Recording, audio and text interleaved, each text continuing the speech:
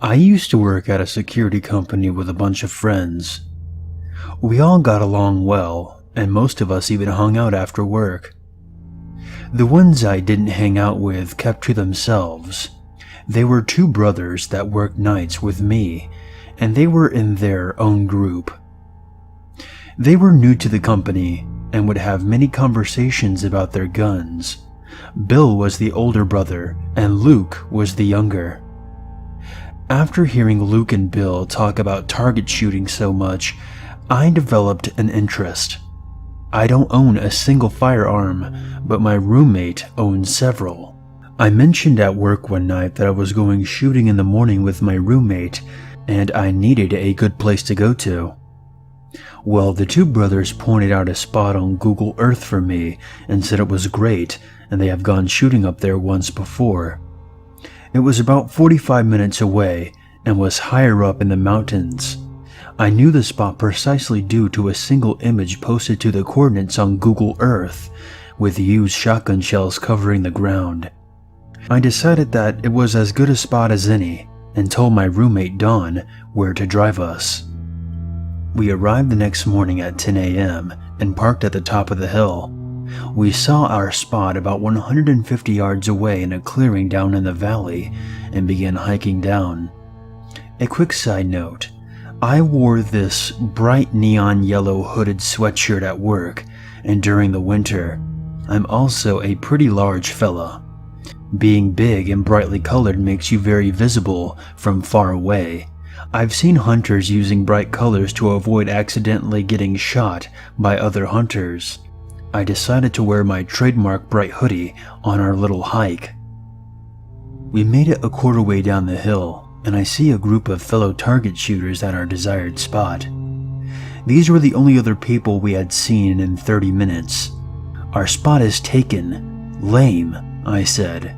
The second I said lame, that's when shit hit the fan. We were on the side of the mountain walking down towards them, and the rounds started flying. This group was shooting at us. Don and I were targets for about 3 guns, and we didn't have immediate cover. I see Don running across the mountain, strafing the shooters. I see what he is running for. It was a small plateau about 20 yards next to us. The sounds of bullets flying inches away from my ears is a sound that I will never forget. Movies do not do the sound justice at all, not even close. I still get chills thinking about it now. The vibration and the rotation of the bullets chilled my bones. It's not a sound I would want to hear again. It made everything go slow-mo and very clear. My adrenaline was kicking in. We made it to cover and hit the dirt. We were pinned down, but at least we had cover now. I had to have heard at least 100 rounds pass just over the lip of the plateau. I heard a pistol, a rifle, and a shotgun. I know I did. The trees, boulders, and mountainside were being hammered by round after round. If we had sat up from our cover, we would have been shot in the face. These people were shooting up a hill, towards a road. They had their backs to their paper targets. Thinking back on it, my father said I should have yelled down to them and let them know they were shooting at 2 people and to hold their fire. But the thing is, I think they knew they were shooting at us. How could they not? We weren't that far, and the mountainside was almost bare. I didn't want to let them know they were close to hitting us. I should have shot back. We had the high ground, but I'm not a killer. We just waited and listened for their footsteps and wanted them to stay where they were. If we were killed, no one would have found our bodies out there. 15 minutes went by and the gunfire didn't let up until it just ended. The mountain was quiet again. After about 5 more minutes of silence, we checked down the hill. They were gone. We had our guns ready as we scanned the valley down below. Nothing more. No more guys, no vehicle, just their garbage left behind. We decided it was a great time to get the hell out of the hills. We made it back to our car and back to our house faster than ever. When I went back to work the next shift, I told this story to everyone. I even thanked Bill for the sweet advice. He apologized for the bad locals and said, "That's crazy." Another coworker told me that Bill and Luke went shooting that same morning in the same area. I asked Bill immediately about it. I asked him where he went shooting and what guns he brought with him to shoot.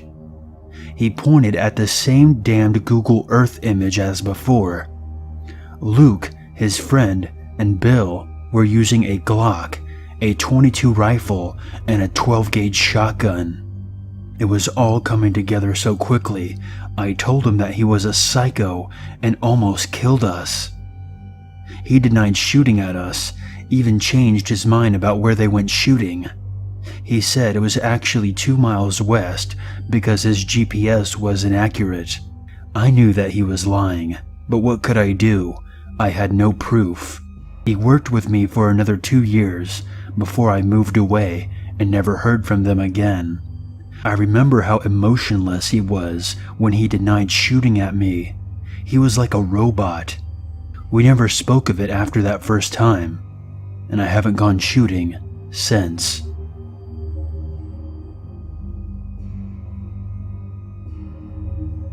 To give a little bit of background information, this started in the winter of 2012. I was 23 years old at the time and living with my dad. My mom and my brother were living in another house about 10 minutes away from us. One morning, I woke up at around 8 a.m. because I had an early doctor's appointment. I went outside to see a note pinned to the windshield wiper of our car. The note said, "I'm going to kill you, fucking pedophile scum." I kinda just laughed it off. I assumed the note was for my dad, who had a habit of complaining to parents in our neighborhood about their children's shitty behavior.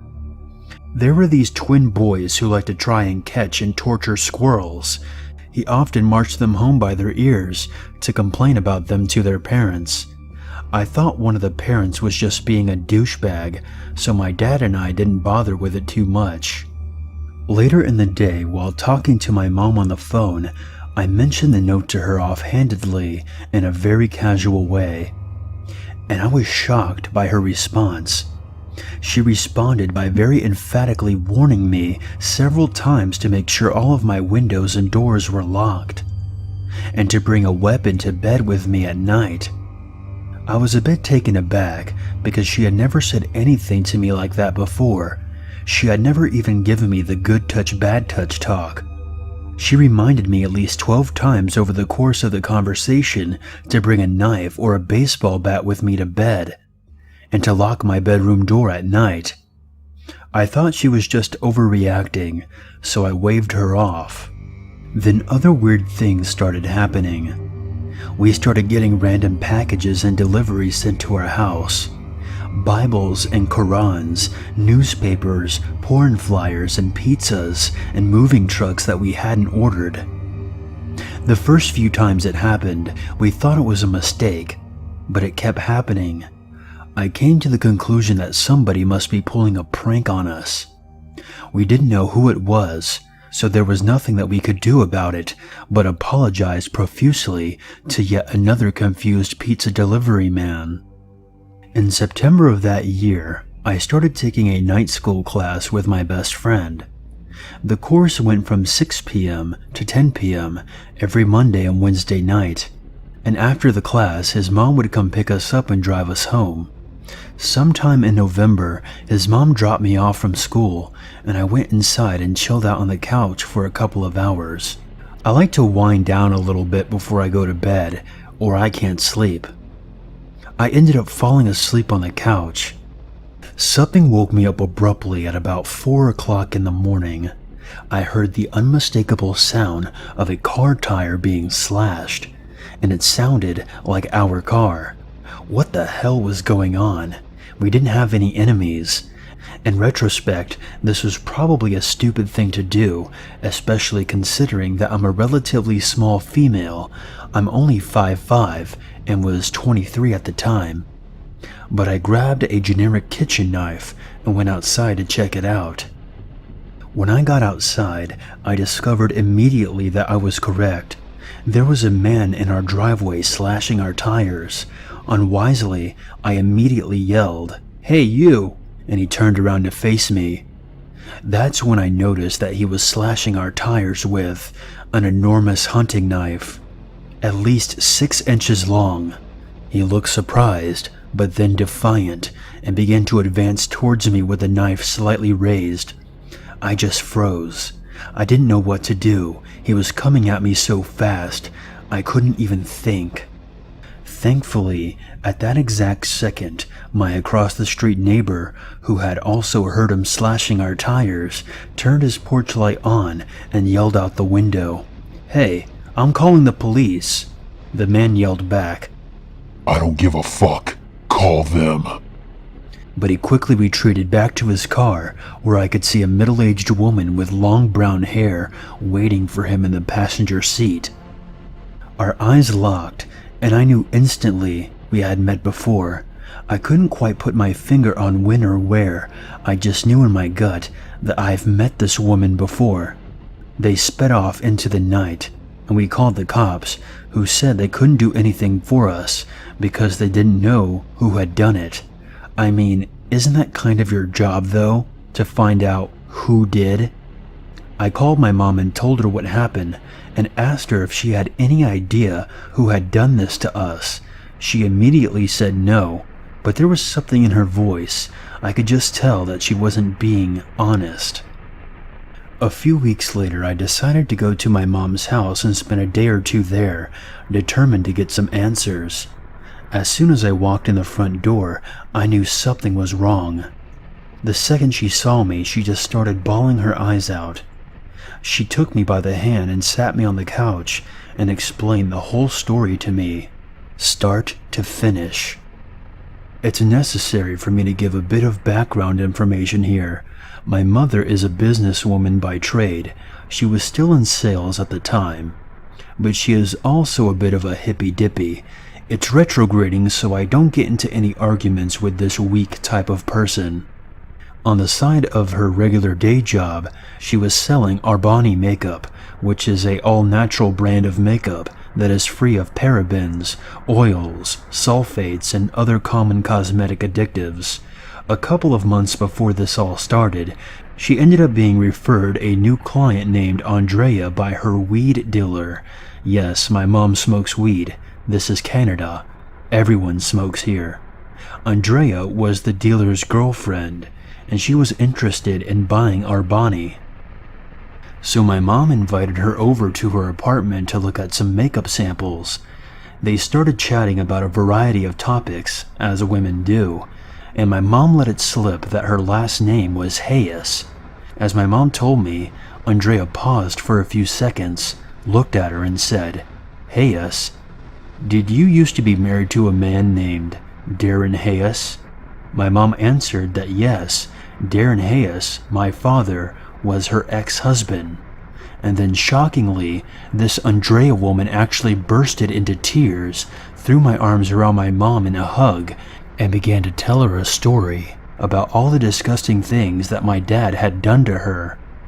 Apparently, when she was 14 years old, she's now in her mid-30s, I would have been 4 years old at the time, and this would have happened around 1994, she had been dating a man named Andrew, who had been living with my dad at the time after my parents divorced. According to Andrea, this man, her new boyfriend Andrew, Andrew's twin brother Daniel, and my father had taken turns beating her, raping her, and forcing her to prostitute herself in order to make money off her. Eventually, they ended up selling her to child prostitution, from which she said she had never recovered. At this point, I realized that this is where I recognized her from. My dad had been roommates with her boyfriend Andrew, and I used to see all three of them when I went over to visit him every second weekend. She sobbed inconsolably during the whole retelling of this story, telling my mother how after this traumatic experience, she had turned to drugs and alcohol to numb the pain of her abuse, and she had been addicted to crack and alcohol off and on ever since because of what my father had done to her. My mom was shocked. She didn't know what to do. On one hand, she knew my father to be a generous, soft-spoken and kind person who never lifted a finger to her or to any person, and who rarely raised his voice. But on the other hand, it seemed odd that Andrea would just happen to remember his name all these years later if she had been lying. She didn't know who to believe. After several hours of crying and much consoling on my mother's part, Andrea finally left. And that's when the stalking began. A few days after this encounter, my mom came home from work to find Andrea's boyfriend sitting on the couch, waiting for her. He immediately told her that he was planning on killing my dad, and that my dad deserved to die because he was a pedophile rapist piece of shit. And that if my mom told anybody at all, especially the cops, he would be sure to kill me as well. He then concluded his threat by describing the layout of our living room and exactly what outfit I was wearing that day. From then on, he and/or Andrea would text or call her several times a day to threaten and taunt her, telling her that they were going to call the cops on my dad and have him thrown in prison. They were going to have him killed, and if she told anybody, they would hire someone to rape and murder me. Naturally, my mother was absolutely terrified. She was from an upper middle class family who immigrated to Canada from Germany. She had never dealt with this type of person before. She stopped eating, she couldn't sleep, and she even stopped going to work. She lost 30 pounds and her hair started to fall out from stress. She started having panic attacks because she didn't know what to do. Later she told me she understood how I felt now because I have an anxiety disorder that causes me to have panic attacks. Eventually, after the night I almost got stabbed, she decided that she had to call the cops. She couldn't take the chance that they would hurt me. She had to do something about it. And what she found out was shocking. Andrea was well known to the police. When my mom told them this story, she was so well known that they weren't even surprised to hear her story. In fact, they told her Andrea had done this exact same thing to at least a dozen other men. She would meet and blackmail men into giving her money, electronics, drugs, etc., threatening to call the cops and report them for rape if they didn't. Her boyfriend, who was a dealer of other drugs than just weed, turned out would often use his drug connections to intimidate and extort the men, and for some reason, he never questioned her stories of being raped, abused, and enslaved by all these different men, because there was no doubt in my mind that he genuinely believed that she was telling the truth.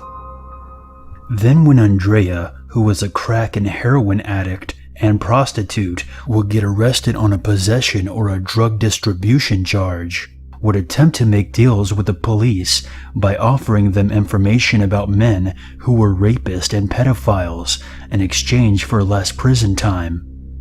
She eventually did this so many times that the police stopped believing her. After Mom called the cops, the whole story came undone, and Andrea and her boyfriend thankfully haven't bothered us since. But it's been over a year since the whole thing happened, and I'm still terrified to leave the curtains open at nighttime in case somebody is watching me. I don't think I'll ever be able to feel fully safe in this house ever again.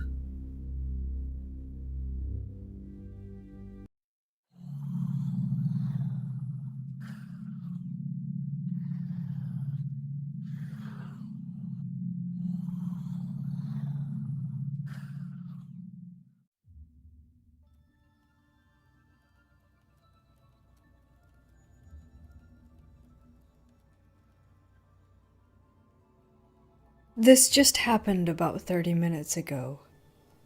I was in the kitchen, and as I turned around, the very strong scent of my mom's distinct perfume hit me in the face. This happened 3 times. Now, my mother had an unusual mix of perfumes she used to wear, and was known to wear a lot of it. Also, she had a hint of air fresheners that she also had a lot of in her house. Mom passed away over 2 years ago and had never been to this house. We've only lived here 18 months. And we don't have anything here that smells the same as that. It was so strong and so distinct that my heart immediately pounded and I shouted to my partner, "I can smell my mother." I thought I saw something climb the stairs earlier today too, but passed it off as my eyes playing tricks on me. Now I think there may be more to it.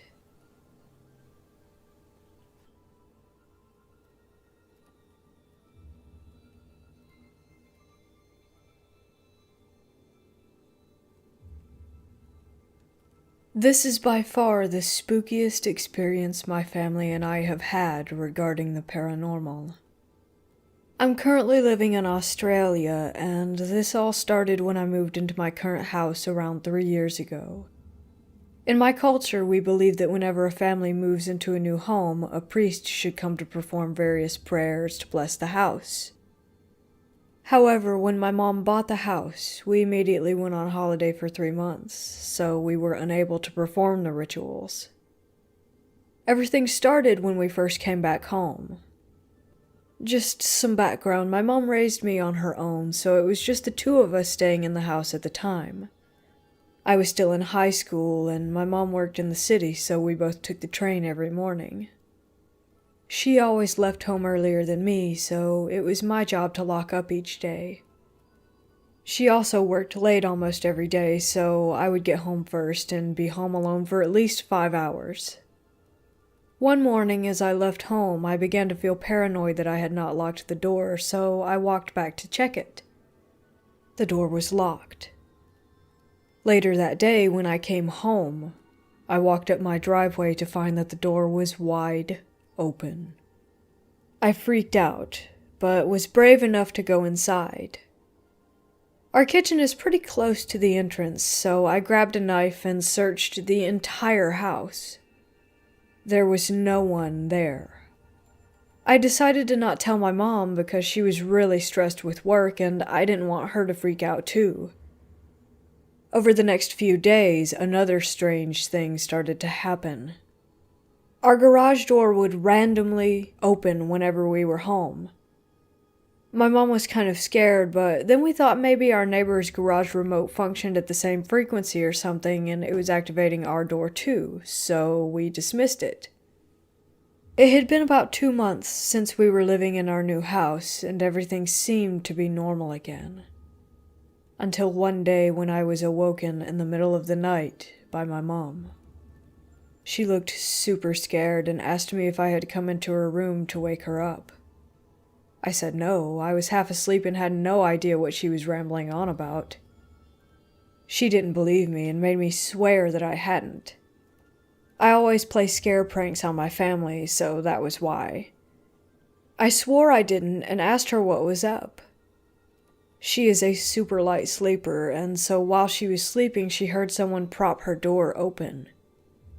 She looked up and saw the figure of a boy and thought it was me. She asked it, "What's wrong?" and blinked. There was nothing there, and her door was still open. She called my name a few times and there was no response, hence why she came to my room. I have to admit, given the stuff happening with the doors, I was kinda scared, but I convinced my mom that she was imagining things and she went back to sleep. Ever since that night, and up to this day, my mom still sleeps with her door open and the living room light on. And I do not blame her after what happened next. 2 weeks after this incident occurred, my mom's best friend and her son and daughter, who were both around my age, came over from our homeland, Malaysia, to visit us.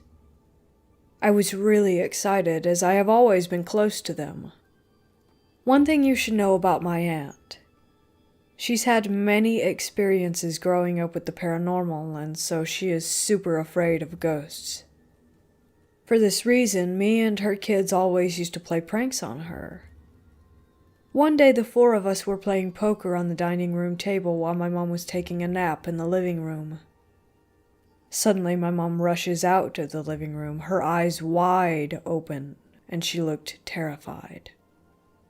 She asked who had woken her up from her nap. The four of us were dumbfounded, as we had just been playing cards the entire time. She then told us that she felt someone tap her shoulder while she was asleep. When she opened her eyes, there were 2 feet on the floor. Once again she blinked, and the feet were gone, and there was no one there. My mom was having a full-on breakdown, especially after what had happened the other night. Then my aunt, given how afraid she was of ghosts, started to melt down as well. I didn't want her holiday to be ruined, so I managed to convince them that my mom was probably in the middle of a dream, so when she woke up, she was most likely hallucinating. Yeah, I know, it sounds stupid, but hey, it worked. But then the next day, something else happened. My mom had gone to the shops to get groceries. The kids and I were playing video games in the living room, while their mom was having a shower. Suddenly we hear the bathroom door burst open, and out runs my aunt wrapped in her towel. She screamed at us, telling us to stop trying to scare her, and that it wasn't funny. The 3 of us were extremely confused, and her daughter asked her what had happened. She told us that she knew we were the ones knocking on the bathroom door, even after she told us to stop 3 times. I know it probably seems like she was overreacting, but again, I cannot emphasize her fear of ghosts. I exchanged a concerned look with her kids, and then told her that it genuinely was not us, and that we were playing FIFA the entire time. Soon my mom got home, and we told her what happened also. Let's just say that my aunt started sleeping with her room lights on for the rest of her trip. Soon she and her kids had gone home, and it was back to me and my mom again. We returned to our regular routine. My mom was finally at peace, and she hadn't seen anything for a while apart from the garage door opening on its own every now and then. The same, however, could not be said for me. It seemed that it had become my turn to be tormented. As I mentioned before, with my mom at work, I would be home alone for a few hours every day. I began to start to hear things. The strange bit is that it would never occur while I was in the living room. Whenever I went to use the toilet or went to sit in my room, I would start hearing things coming from the living room and kitchen. It started out small, just the sound of some panting like if you had run a marathon. That kind of panting. But the minute I entered the living room, nothing. There would be no sound at all. It soon started to get worse. I would hear footsteps pacing around outside my room and spoons and pots falling in the kitchen. But every time I step out into the living room again, the noises would stop, and everything would be just as I left it. There was even a time when I thought I heard a kid laughing right outside the door when I was in the toilet. I decided not to tell my mom again because she seemed to be getting over her experiences and I didn't want to scare her all over. But one day I felt that I needed to tell her, and we decided that day that it was time we contacted our priest to perform the prayers for our house. It was the day my best friend and his parents came over for dinner. When it all began, it was a completely innocent meal. My best friend and his family are Malaysian too, and we were having a great time talking about home while having a signature Malaysian dish. My friend's dad was telling us a story when all of a sudden his face just froze, and his eyes widened. He honestly looked like he was having a stroke. His face contorted into a frown, and he just stared down at the table. My mom and I shared a worrying look, but my friend and his mom just continued eating like nothing was happening. Suddenly, his dad seemed to return to us, and he continued telling the story as if nothing had occurred. But he could see that my mom and I were visibly concerned. Suddenly, his wife tapped his shoulder and said, "Just tell them." He frowned at his wife and just kept eating.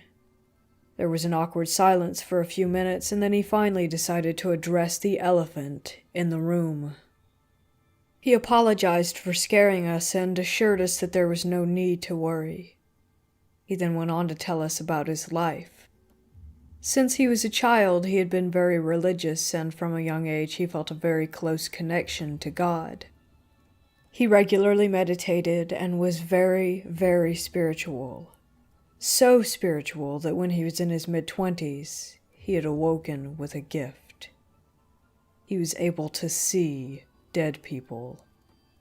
I kid you not, when he said this, I immediately looked at my friend, waiting for him to start laughing at some prank. But my friend's face was completely serious, and he continued looking at his dad as the man told his story. He told us he could see them everywhere, when he was walking his dog on the street, when he's sitting in the park, in people's houses, and even sometimes sitting on people who had been possessed. He said the spirits were drawn to him because they knew that he could see them, and they would stalk him, begging him to help them reach the afterlife. He said there was simply nothing he could do because these people had died before their time, and they would simply have to wait on Earth until it was their time. Back home, he was regularly contacted by people having paranormal experiences to perform a cleansing or drive evil spirits away. He told us about some of those experiences, but I don't feel like it's my place to share them here. He then asked us something that gave me chills. "Have you guys performed prayers for your house yet?" My mom refused to answer the question until he told her why he had asked it. He said that he didn't want to worry us, but that if we hadn't, we probably should. My mom continued to ask him why until he finally conceded. This is what he said. "Remember when I had that moment just now while I was talking? I had a visit. I won't tell you what it was, but it was the same spirit that I saw standing at the front door when we came in here." That's when my mom told him everything that had been happening. It was during this time that I also decided to tell my mom about the things that I had been hearing in the house. My friend's dad then told us that he did not think it was a malicious spirit, but to be safe, and that it was time for us to conduct the prayers. Before he left, he asked my mom if he could see our altar in the prayer room. My mom took him to it and we all followed. As he stood in front of the altar, his whole body shook, as if he just had a huge hiccup. He then put his hands together and bowed his head. Before leaving, he said, "I can see why the two of you have not been hurt. You're protected." That concluded our visit. A week later, we arranged for a priest from our local temple to cleanse and bless our home. I promise you that ever since that day, nothing strange has ever happened in our house. Even the garage door has stopped opening on its own. I'm not a particularly religious person, but I have learned my lesson. I will never move into a house without performing the rituals that my culture demands.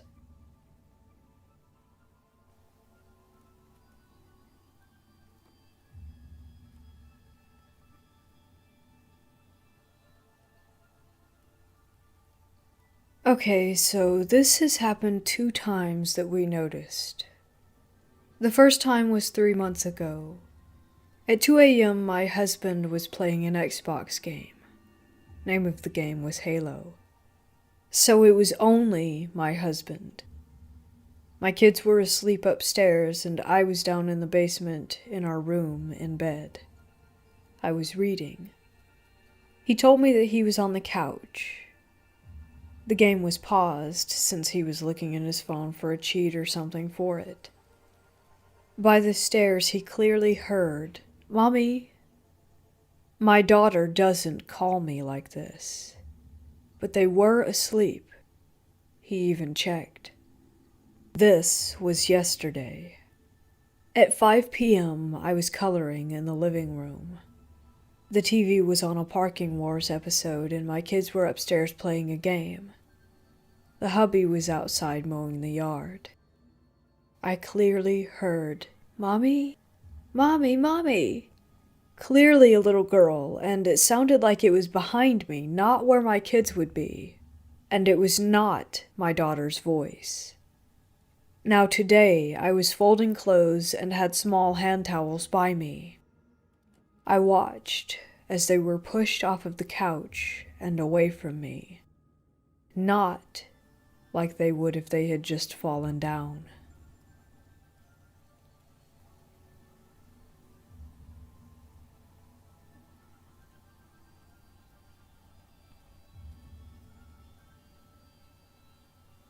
I was 15 when the first time anything paranormal happened to me at this boarding school.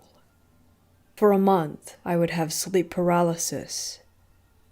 The next month, it got 10 times worse. As well as sleep paralysis, I would feel someone or something patting my head. I would open my eyes, and no one was there. This would carry on for a little while, until one night when I had sleep paralysis again and I looked over to the other side of the room and saw a slightly washed out figure of a woman wearing a maid's costume. This happened for a couple more nights until I left that school. I came back to that school for sixth form, the last 2 years of high school if you're American. It all started up again when I was moved into that same dorm, but this time she followed me around the school. In the end, I prayed for her. However, she still follows me around when I wear a certain necklace to this day. The last story I have is about 18-year-old me messing around with a Ouija board. Please don't do this. So my boyfriend at the time was the one who bought the Ouija board. A good friend had just died a couple of months ago. We messed around with it for a little bit until the planchette started to levitate. I somehow went into a trance for what felt like about 30 seconds. However, I got told it was for 5 minutes. When I came out of this trance, I had 3 scratches down my arm. The hand with scratches was red hot to the touch, but the other was ice cold. Of course, we decided to do it again the next night. Something predicted the future. The first thing it said was fire alarm. The next thing was knee surgery. And the last was asylum. As soon as this happened, the fire alarm went off. A year later, I had knee surgery. And then 6 months later, my ex was admitted to a mental facility. I know this sounds far-fetched, but this is what happened. Again, please don't mess around with Ouija boards.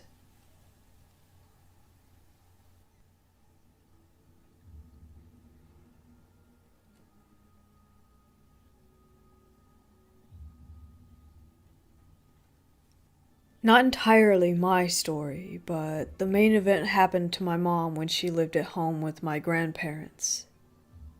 Back when she was a teen, they had a beagle that would often stare down the hallway and growl at nothing, the whole deal. In the middle of the night while lying in bed, my mom heard the dog begin to growl just before she felt someone grab her by the ankles and begin to yank her out of her bed. She says she was halfway pulled onto the carpet before she started saying the Lord's Prayer and the hands let go of her. But her dog was still going absolutely nuts. There have been other little things that have happened there too involving other people in my family. No one seems immensely worried about it, but I've always had the feeling of being watched in that house, even before knowing some of the stories I've heard now that I'm older. It's always the same one. My grandparents have lived in it since it was built when they were first married, so no bad history of the house itself, but perhaps the land that it's on? My grandma has told us stories about seeing shadow figures walking down the hall. My brother smelled my grandpa's cigar smoke in the kitchen during a family event. My grandpa had passed away a couple of years ago. Used to always smoke a certain brand of cigar outside on the back porch. And I once was startled by a loud, raspy cough right behind me while I sat in the empty house playing computer games with the speakers off. Recently, my mom and I had installed some cameras in the basement and on the front and back porches, just for extra security. I'm dreading the day my grandma tells us one of them caught something, and I'll have to see it with my own eyes.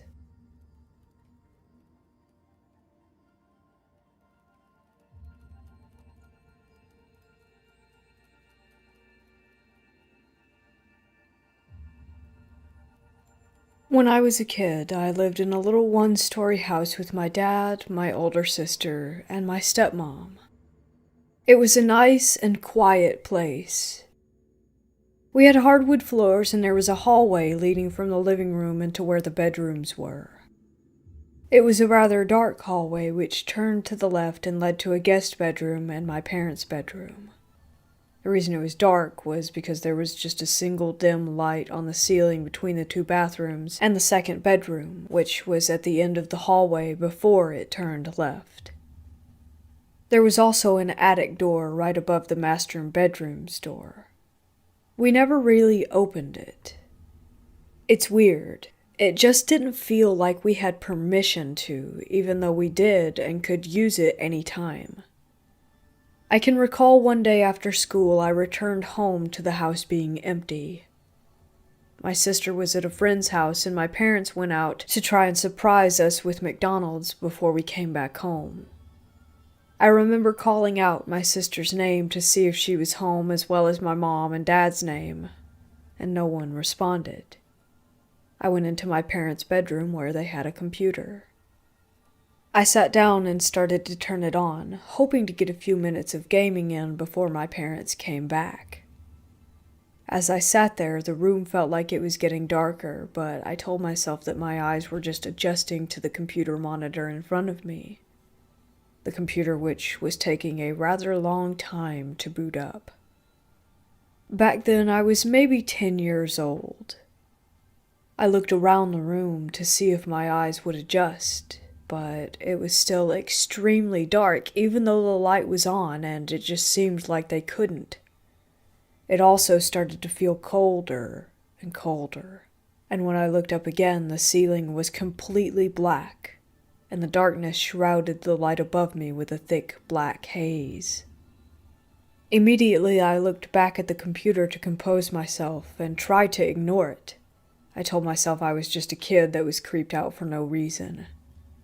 As I focused on the monitor, the room was cold and quiet. And suddenly, a woman's voice whispered shortly and sternly, my name. I could feel the wind on my ear and the pressure of someone holding my shoulder. I bolted out of the room, and moments later my dad came through the front door smiling and holding a kid's meal in his hand, asking me how my day at school went. I didn't tell him what had just happened. A little while passed, and my dad began having his own experiences in the house. Sometimes he would fall asleep watching his favorite TV shows on the sofa. In the middle of the night, when we had all fallen asleep, he would wake up and hear footsteps walking around the living room. He would also hear chains being dragged across the floor. At the time, we also had a dog. He said that our dog's head would follow the footsteps, and that was how he knew he wasn't just imagining it. The footsteps would lead into the kitchen, pausing for a moment before something dropped from the kitchen counter. Sometimes when one of us was alone in the house, we would hear little girls giggling and laughing in the bathroom at the end of the hall. I remember my dad talking to some of the adults in a serious tone. He said he could see the shadows of two people from underneath the door. He would open it after no reply, and there would be no one there. He would then notice that he was alone in the house. This was a common incident that many of us had experienced ourselves. My stepmom didn't like children, but she hid it very well from my dad. When he would leave for work, he would leave for 15 to 20-hour shifts.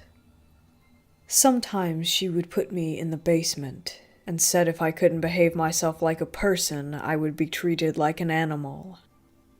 The thing about being downstairs is that she would turn off the lights so that you would be downstairs and it would be completely black. It would feel like something was staring at me from the corner of the room. Something that was slowly creeping closer and closer to where I was sitting. Sometimes I would hear feet dragging in the distance, accompanied by tapping sounds similar to fingernails tapping on the concrete floor. This only happened soon after the sun had set and the basement was once again too dark to even see my hand waving in front of my face. As the sounds came closer and closer, I would hug my legs in a fetal position. At that point, I would sing a song from Anastasia, the one that my sister and I used to sing together, and hearing my voice made me feel less alone in that situation. Even as I felt the air thicken and the feeling of something weighing in next to me, waiting for me to open my eyes and take a look. Each time that I did manage to open my eyes in an attempt to see what it was, it would still be so dark that I didn't know if something was there or not. I learned how to toughen up and deal with that thing by treating it like a bully. Just don't let it get to you, don't let it bother you, I would tell myself. But the utter relief of the light turning on and being allowed to come back upstairs and watching my dad pull into the driveway was the best feeling in the world. Another one of my stepmom's favorite punishments would once again be in the basement. She would have my sister and I fold the clothes from the laundry machine. She would later tell one of us to go upstairs and then proceed to throw all of the clothes on the ground and then tell us to fold it again by ourselves. Downstairs, my sister and I knew that something was not right. The room had a TV and a small, dusty sofa. The door would always be open, and it felt like someone or something wanted you to come inside. It was almost magnetic. At times, we would have to go into the basement room whenever my stepmom had her friends over.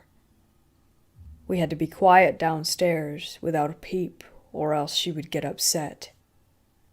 Due to the giggling ghosts who were upstairs, we always seemed to get the blame, and were punished according to her mood.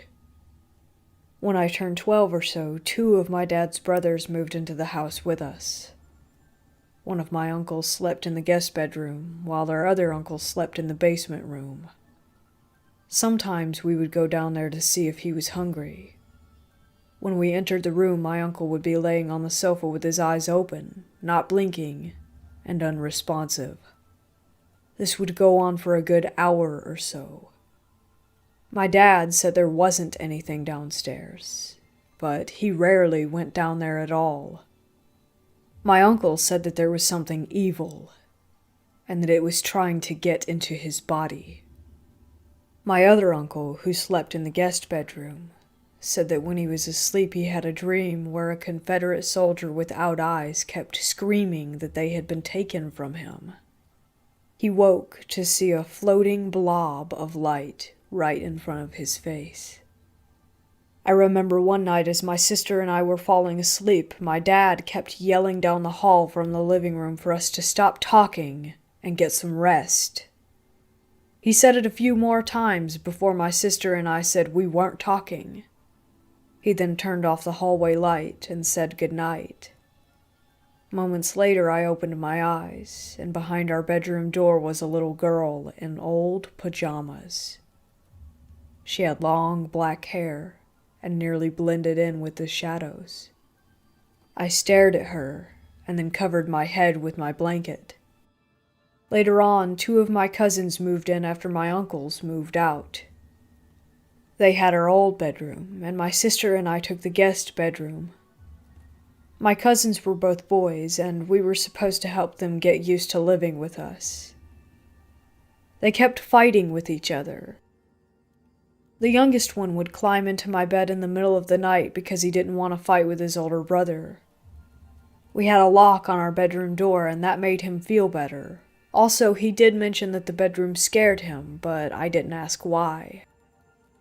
Eventually, the oldest one started to walk around the house at night.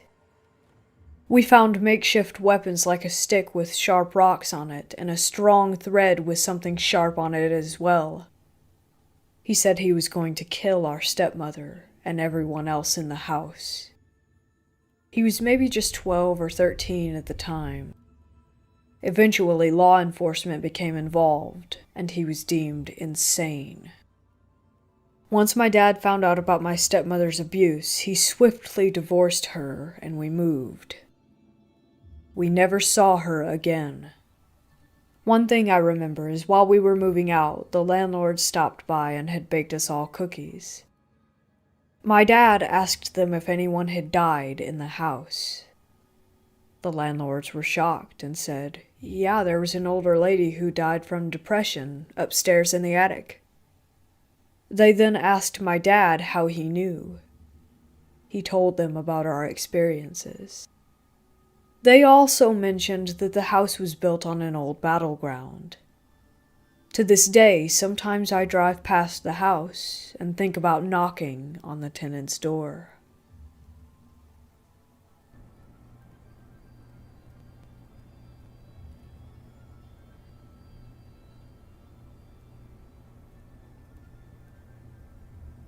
While I was growing up, around the age of 3 until 6 or 7, I had an invisible friend.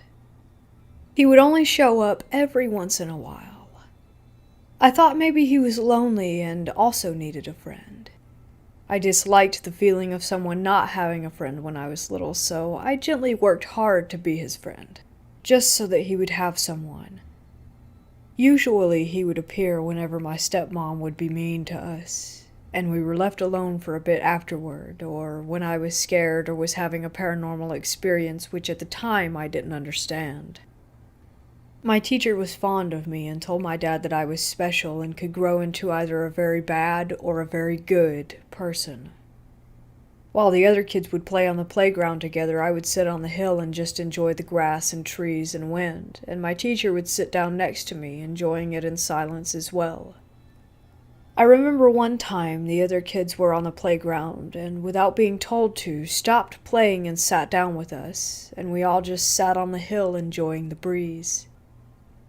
It was a pretty nice memory, just all of us enjoying the silence and having a moment, until the school bell rang. My dad didn't think that the little boy was fake, while my stepmom tried to get me to see a specialist.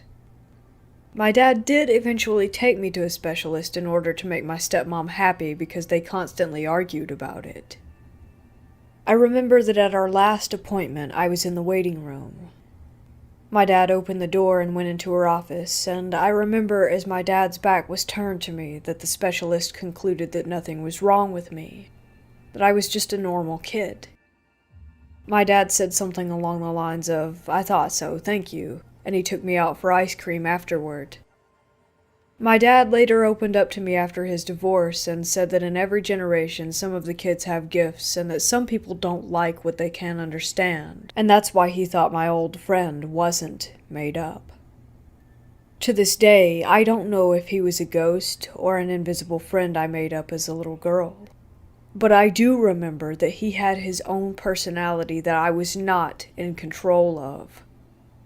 He never really talked about anything, like about his life, even if I asked him questions. He just wanted to play, or he would show up and say, "It's going to be okay." I remember after a while, as my stepmom hated it more and more, he sort of slowly went away. Sometimes I would call out for him, which I didn't do before, and he wouldn't show up. Sometimes when I would cry, I would sort of wait for him, hoping a little bit that he would show up. But he never did. I eventually forgot about the little boy until one day in middle school. It felt like something which was not very good was in my bedroom with me that night. The house was oddly quiet. I figured I was being silly, so I fell asleep. That night, I had a dream that I was inside of a broken-down city as a girl again. It was a misty night with puddles on the road. I could even feel the rain falling lightly on my skin. I remember that my hair was wet. The city seemed to be empty. The street lights looked old, and there weren't any lights on anywhere. Many of the building's windows were broken. Inside of the rooms were dusty and unkept. I also noticed that there wasn't any furniture inside of them or lights or doors. It was just rooms. I called out, and my voice kind of echoed as the rain tapped the ground. I noticed rather quickly that I wasn't alone. Something heard me. As a figure of something slowly crept in the distance on the street behind me, I looked closer, but it wasn't a person. I heard a loud screech, and I instantly started to run as fast as I could in the opposite direction. Whatever was inhabiting that city wasn't expecting me. Suddenly, I was being chased by a bunch of shadowy, semi-human-looking things. They ran fast and would jump from the wall of one building to another building, clinging onto the sides, the bricks falling and hitting the streets and the sidewalks behind me. They nearly caught up to me until I turned the corner and started to run over to an old wooden fence on the outskirts of the city. I felt the water on the grass, and I think I slipped at least once. I saw the little boy on the other side of the dark brown, worn-down fence, and he said, "Take my hand." I did, and as we ran away through an open field in an attempt to reach some woods on the other side, those things were moments away from catching us. Their claws dug into the ground. Some of the speckles of dirt flew past my face. Then I woke up. On my ceiling above my bed there was a huge man in armor and medium-length brown hair. His hair moved and little parts of his clothes moved with it, as if they were submerged. But it didn't look to me like he had been near water. He had a silk cloth. It was either red or purple. The only way I remember it is because part of it had floated steady near his hair and face. Light seemed to emit not only from his body but from underneath his skin as well. As I looked at his face, he had an expression of warmth and calm, and it felt like we knew each other. He seemed so familiar. Only the area from the top of his head until about his waist or a little below it could fit within the space of my ceiling. I remember his eyes. It was like he were trying to tell me something. That he was the little boy the entire time, and it was going to be okay. The only way that I can describe the feeling of familiarity I had is, you know the feeling when you see someone after a while and you realize you knew each other when you were kids? Eventually, after what felt like a longer time than what it probably was, the man faded away, and it was just me in my empty room. That morning when I went upstairs to fix myself some breakfast, my uncle was talking in the living room about having a dream. I didn't really catch what his dream was about, though, until he mentioned that he woke up in the middle of the night when he heard aggressive scratching and banging on his door. My dad didn't believe him, so he brought my dad and my sister and I downstairs to show us that it was true, to show my dad that he wasn't making it up. There were long, deep scratches on the other side of his bedroom door from the hallway. I can't explain what happened or what had made those scratch marks. I usually don't open up about my experiences. I honestly haven't had the courage to until a few days ago. Rarely have I shared them. I still haven't told my family about my dream, or the man I had seen either. But they still talk about the scratches.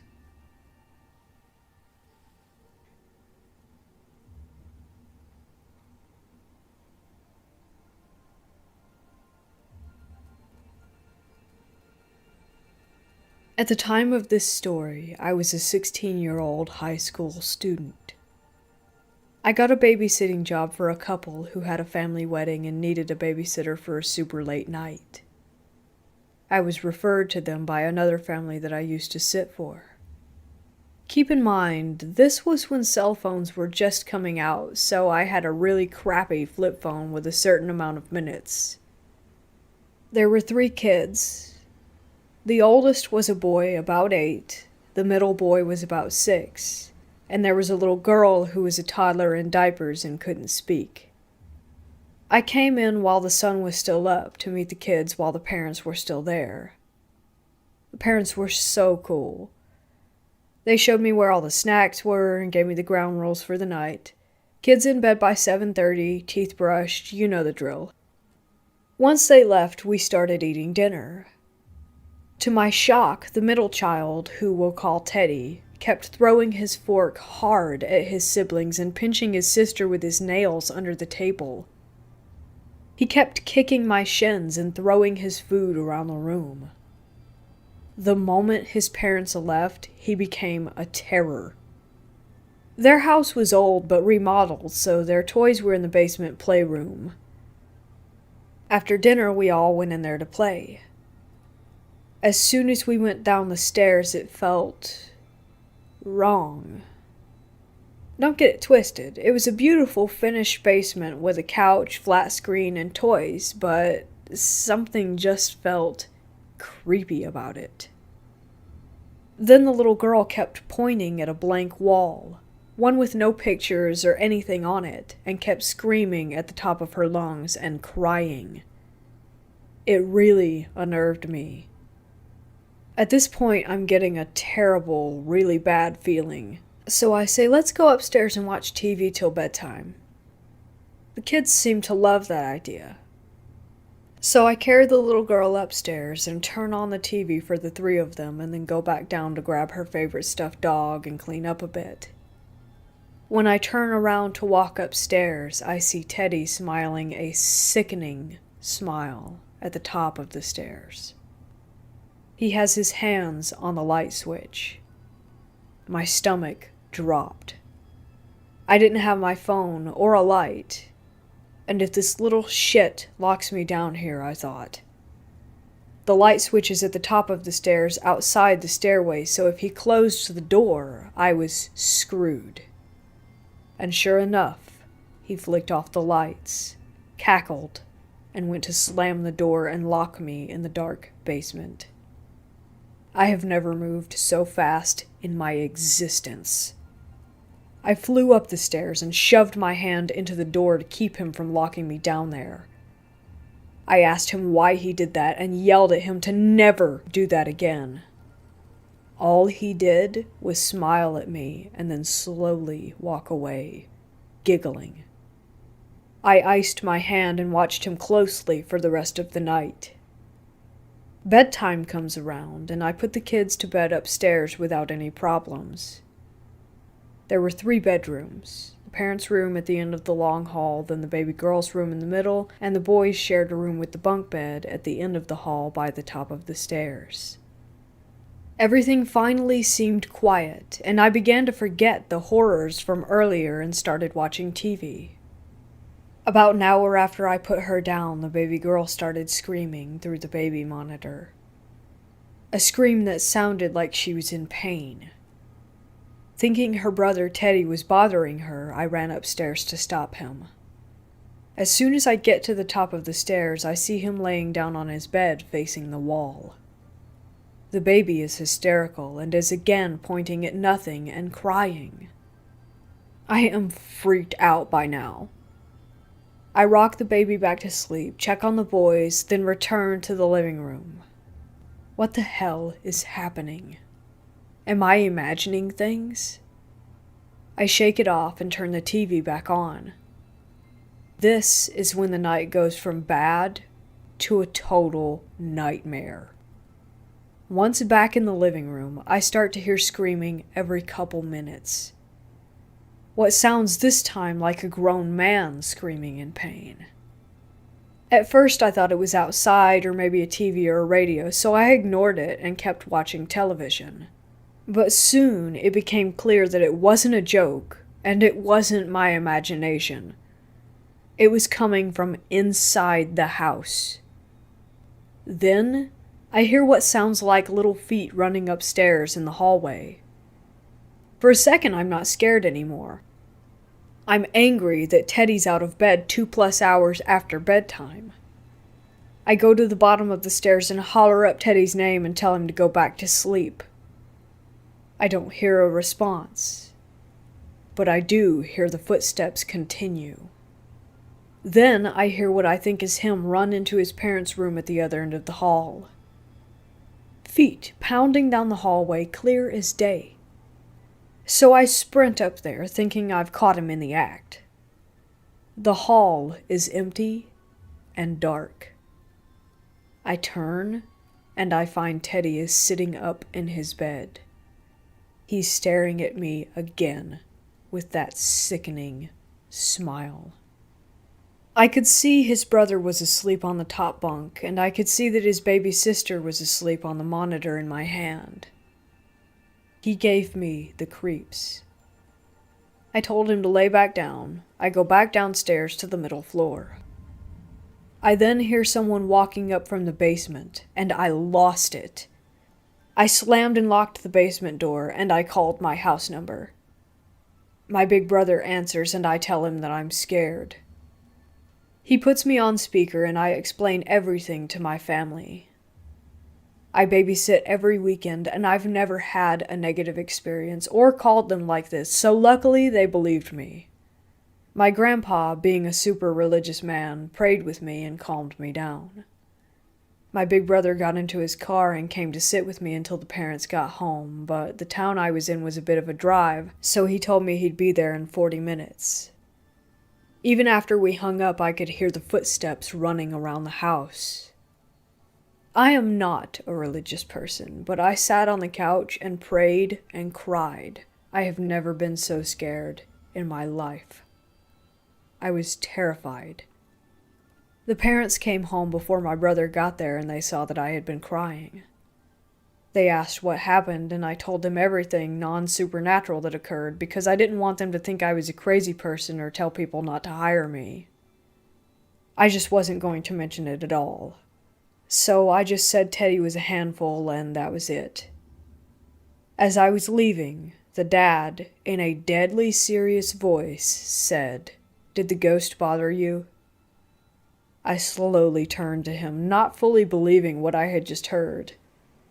I asked him if he was being serious. He said, "Oh, I'm being serious. We've had a ghost problem for a while now. Did you experience anything yourself?"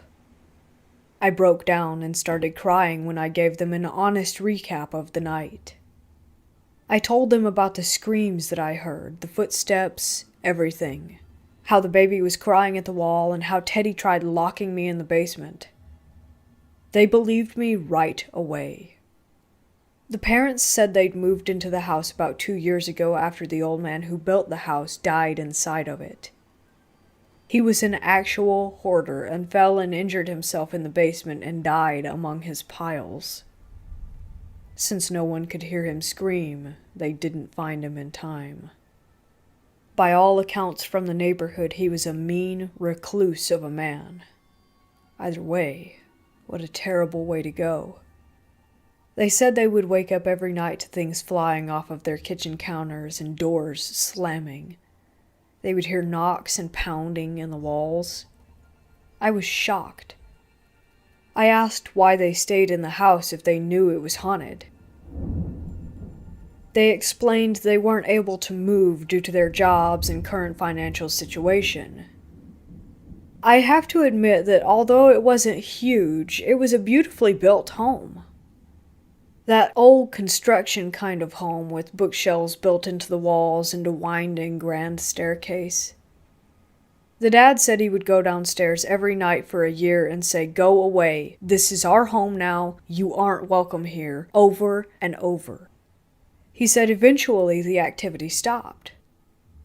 They said it only sparked up when someone new would stay in the house or when they'd have a sitter at night. They said since I quote-unquote knew the truth now, that they would pay me extra to come back because they could never keep a babysitter. Pfft. Yeah, right, I thought. I am never going back there. But I said I'd be in touch, and I ran out of that house.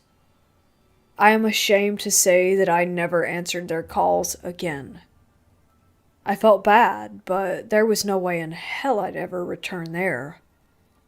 I still babysit once in a while, and I've never had any experience like that since.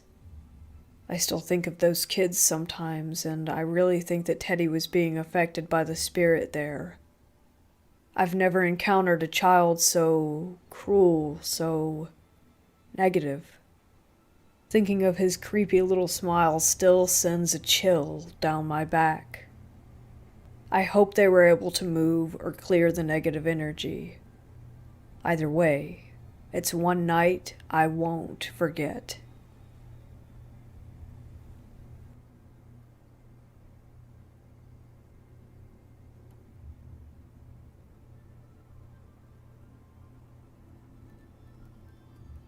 I would like to share my recent experience. This is absolutely true and in no way fabricated. I have been shaken up immensely, and my perspective on reality has definitely changed. I live in India, and my family is Protestant Christian. My upbringing and the things taught to me in terms of faith have included an aspect of the supernatural and the spiritual. Though it was always told to me that demons and spirits of darkness exist, I was always a skeptic. I believed in proof, evidence, and logic. In my opinion, exorcisms were staged and everything about it was fake, until I had what seems to be my own personal experience with the demonic. This happened about a week ago. I was on my bed, playing a racing game on my phone at 2 a.m. The lights were off, and the only light was that of my phone. I usually put my AirPods on and keep my volume on full as I enjoyed the loud engine revving sounds of the game. I started feeling an ache in my back, and this made me think I was having another bout of kidney stone pain. It runs in my family. My way of coping with it is to just ignore it and move on with things. I've had multiple stones in my body, so I have learnt to manage the discomfort well by now. As I continued with the game, I started feeling breathless as the air was heavy. It came to a point where I thought something was definitely wrong. There was a dull pain in my stomach and head too. The sounds and music of the game I was playing became very muffled and scary. I managed to pull out my headphones and lie down. I laid out on the bed, on my back, looking up at the ceiling, wondering what was going on. My wife is working abroad for now, and I really wanted to ring her. I was not able to do that, however, because somehow logic and common sense had taken a back seat at that moment. I just wasn't able to think clearly. My palms and forehead were covered in sweat, and felt crushed, like under weight of something terribly heavy. I honestly thought I was about to die. My mom had visited me in March of this year and has not been able to since leave and head back to her own house due to the lockdown. So she was sleeping in the guest room and usually fast asleep at that hour. My mom is a very deep sleeper and rarely gets up for anything in the night. During all this madness that I was going through, she just woke up and came to my door and knocked. I heard the knocks, and I wanted to say, "Please come in and help me," but my mind was too confused to do anything. She heard some groaning-like sounds coming from me and decided to let herself in. When I looked at her, I wanted to say help, but apparently I kept saying, "Just let me be. Let me die in peace." My mom told me this later. When she saw me in the state that I was, without any hesitation she touched my head and said, "In the name of Yeshua, I bind you, rebuke you, and cast you out." I felt the immediate sensation of wanting to puke. I rushed to the loo and did so. Instantly, I felt better, and my mind began working correctly.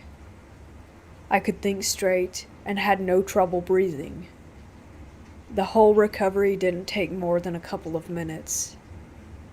While I know that this can be dismissed as a simple case of indigestion or acidity, food poisoning, or even an anxiety attack, here are some reasons why it's got to be more. 1. The probability of my mom walking in that time was very low. Later, when I asked her why she came in at that hour, she simply said, "Because I felt like I should," like a prompting in my spirit. 2. Why would I say things like, "Just let me die"? Any person in need of medical attention will cry for help rather than wanting to be left alone. 3. Why did I need to puke just after my mom said those words? 4. I had eaten dinner at 5 p.m. If it had something to do with that, why would it surface at 2 in the morning the next day? And 5.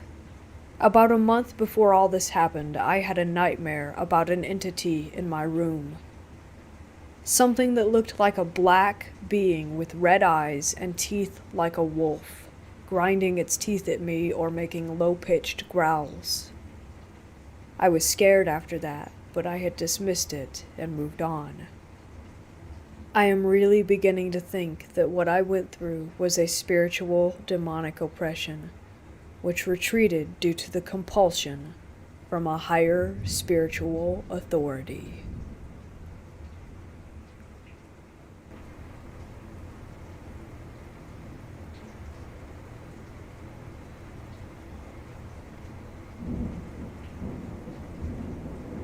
Here is the chilling tale of one of my stepmoms, who we'll call Lisa here, experiences with ghosts that she has conjured through her old Ouija board. So Lisa had just divorced her ex-husband and was living alone in a new house with her 2 kids. She moved to get away from the torturous spirits or demons in her old house. She was settling down with a broken heart and a new life. She went to bed after forgetting to pray one night. She did this because it was what the priest told her to do to solve her problems with the paranormal. It seemed to work, she told me, but when I didn't do it, it would all come back. Lisa had no paranormal experiences while she was in that house. Until now. On the night she didn't pray. Her oldest kid was 7 and now sleeping alone. Her youngest was 3, and Lisa kept her sleeping in her room because she felt like she had to keep an eye on her. Because of all the experiences, she was a worrywart. Anyway, she falls asleep and wakes up to 3 knocks. She knows this all too well. She lit a sage, prayed, and went back to sleep. This didn't work. That night she kept hearing scratches on her wall above her head. She turns to look up and sees a face in the pitch black dark. Lisa just woke up and thought it was her imagination. But then came a feeling of impending doom. A feeling also that she knew too well. She turns on her lamp, turns around to see a black mist looming next to her bed. She grabs her daughter who is sleeping with her and grabs a Bible. She screams for the mist to go away and everything calms down. She flicks on the light, paces around the room, and looks over to where she heard the scratching sounds earlier. To her horror, she sees 3 scratch marks the size of tiger claws above her bed on the wall. The scratches were on her wall until she put up new wallpaper. I asked her stepdaughters. One of them remembers her mom screaming at a wall. She never saw what my stepmom saw, but they wondered why they saw the scratch marks. So before some of y'all say I'm making this up, it's not my responsibility to prove it.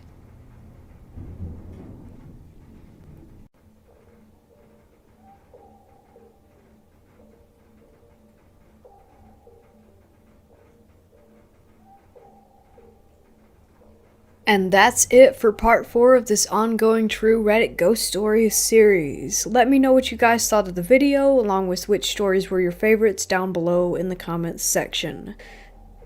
Since the second most voted for topic in the last poll was creepy humanoid encounters, and I already have a decent number of stories collected, I'll be working on that as the next True Scary Stories video that I release, so be on the lookout for that one here soon. Also in the works is yet another No Sleep series compilation video that I really think you'll all love, titled Red Mist, so be on the lookout for that one over the next week or two as well. I hope everyone has had a great weekend, and I look forward to bringing you all much more awesome content in the future. And since I'm doing this full time, there will definitely be a lot to anticipate. Don't forget, as always, that all links for things that might interest you, everything from merch and playlists to my various contact links, can be found below in the description.